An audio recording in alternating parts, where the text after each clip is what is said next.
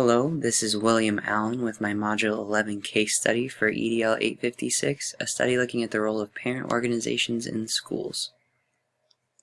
So to start us off, I'll sort of summarize the case and establish some of the facts that occurred.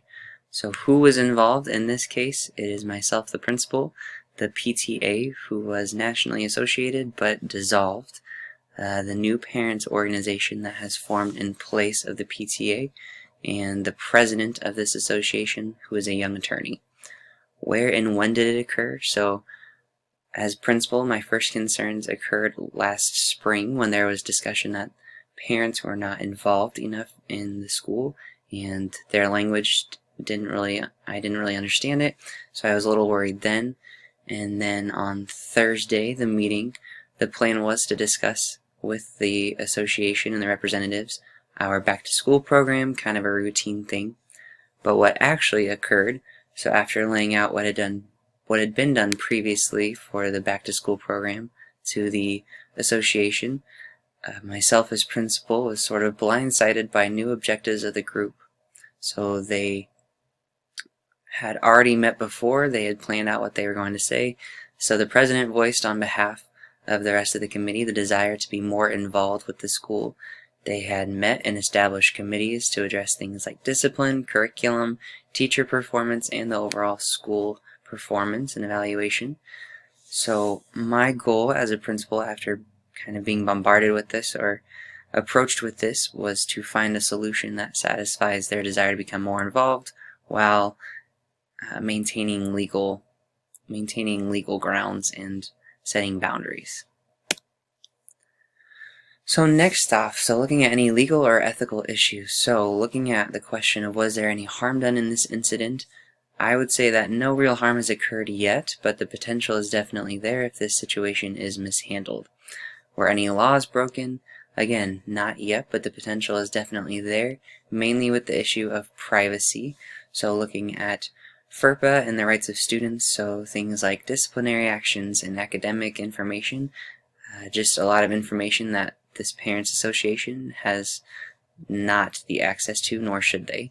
And also looking at teachers' privacy and looking at them, the association had discussed the possibility of evaluating teachers and gathering information on them. Again, privacy would be breached. So was there any contract breached or any discrimination present? I would say not at this time.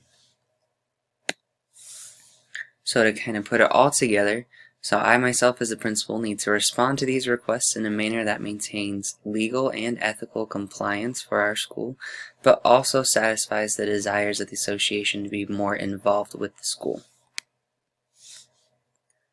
So again, who is going to be affected, who is involved in this situation? So the people, myself as principal, the parents association, the students are going to be affected by these decisions, the superintendent is probably going to be involved, as well as the school council.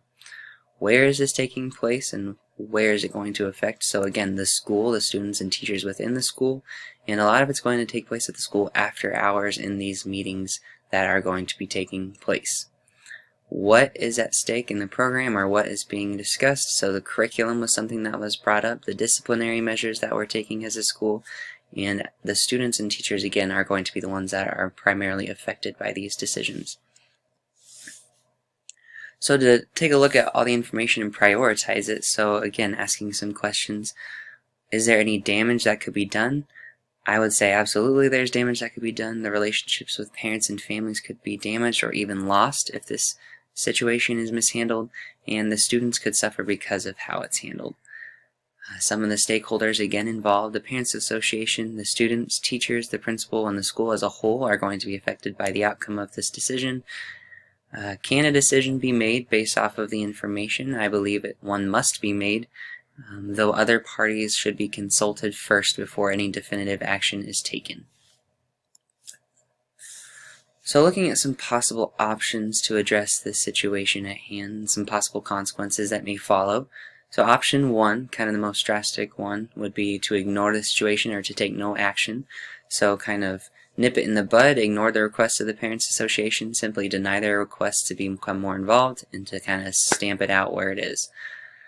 So on the other extreme, option 2, the most comprehensive solution, would be to allow them to carry out all their plans, to take these committees that they have formed and to let them dive into the situation as they very well please. This could risk legal ramifications and the displeasure of many teachers involved and potentially students. Option 3, so more of an intermediate solution, would be consult with the superintendent and the board to see if there is any policy surrounding this issue and what could govern their body, and to find a middle ground with the Parents Association, so to find somewhere to meet in the middle and not give up power one way or the other. And again, to affirm the desire to be more involved. So to affirm their desire to be more involved, but kind of in a structured way. And the last option that I came up with, again, kind of an intermediate action, would be continue as we have in years past. So to just hope that they are satisfied by slipping into the same role they played before, where they were involved, but maybe not as heavily as they wished. So hoping that they're okay with that option. So looking at some of the pros and cons for these different choices that we can take. So option 1, this could very much damage relationships with important stakeholders. So these parents are well-intentioned. Cutting them off entirely, I believe, would very much damage those relationships and would be pretty negative overall. Option 2, again, could have some serious repercussions if we allow them to take power unnecessarily and undue power. I believe that we would be facing legal ramifications as well as some very serious unrest within our school. Option 3, we would establish boundaries for this group, which I believe would be a very good thing. We would work to make communication two-way, so in this initial meeting, I as principal was not really able to make my voice heard. They just kind of came unprepared and were not willing to listen, so working to establish good two-way communication and to once again affirm their desire to be involved, which is a good thing that they want to be involved. Option 4, they would still be somewhat involved, which is a good thing, but a downside, they might not be involved as meaningfully as they wish to be involved. So choosing the best option, I believe that option 3 would be the best option, to go ahead and consult with the superintendent and school board or school council to see if there are already policies in place that would govern this body and what they can and cannot do, and if there aren't policies, then work with them to establish some policies or guidelines for them. So again, to find a middle ground and to affirm their desire to be more involved. So why this option? I think that it has a lot of potential to be beneficial for the school. Getting these members involved and active and engaged with our school could be very beneficial for both teachers and students. They are willing to work collaboratively as they are important stakeholders. They are invested in their students. And with support from either superintendent or the school council to explain to them the legal ramifications and establish boundaries. So explain to them what FERPA is, explain to them how we are not able to allow them to see certain information, but we do affirm that they want to be involved, and we aren't going to give up power unnecessarily. So we're not going to allow them to just try to take control when that is not their role that they should be playing. And again, to affirm that effective collaboration can only benefit students when it is done appropriately. So working alongside them rather than just letting them take their own initiative and work independently as an organization and kind of take over, it sounds like.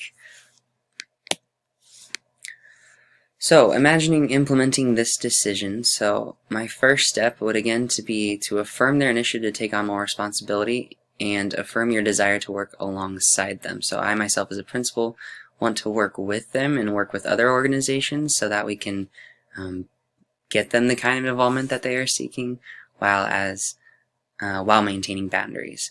So again, I would ask them if at that meeting if they would be willing to meet again sometime soon to discuss the role that they could potentially play in the future. Again, I would get some backup from the policies of the school council and the superintendent to just help me out in saying, this is the role that we see you playing, this is the role that you see yourselves playing, how can we make this work? And then finally, work to establish clear boundaries that help govern this group. So again, not giving them kind of their run of the place, but to work with them to guide them. So working together to place students first as a shared goal, so working together to make our school better for our students, to again explain the legal concerns that we have concerning some of their initiatives, letting them see information such as disciplinary action, things like that, isn't going to gel, isn't going to work, as well as their role in evaluating the school does not involve evaluating teachers in any form. But again, working to find that middle ground. So they had some great ideas that they presented, such as changing the traditional back to school nights. So I would say as a principal, I would want to bring in some teachers to get their feedback on their vision for the back to school night as well. So working with this group to establish what could work in the future and what has worked in the past and kind of blending those together. So they had some great ideas. Just needs some guidance and some consultation on that. And then talking to them about discipline as a whole. So maybe not the specifics of student behavior, but they could definitely be influential in how the school handles discipline as a whole. So where they as parents see that our discipline is lacking, where it could be improved, what is working. So again, kind of having that general conversation and getting them on board with the steps that we're taking as a school to improve disciplinary measures. But again, not giving them the specifics that they might be seeking out. And again, with curriculum direction, they want to be involved with maybe the selection of curriculum, which I think is great. They can be a voice, one of many that are contributing to go and select a curriculum or to make changes to one that's already existing. So again, looking at them being involved more as big picture and as part and collaborating with other groups to make these decisions rather than them trying to take on their own independence from other groups and kind of take charge run-of-the-mill style. So this is my vision. I thank you for taking the time to watch my case study for EDL 856.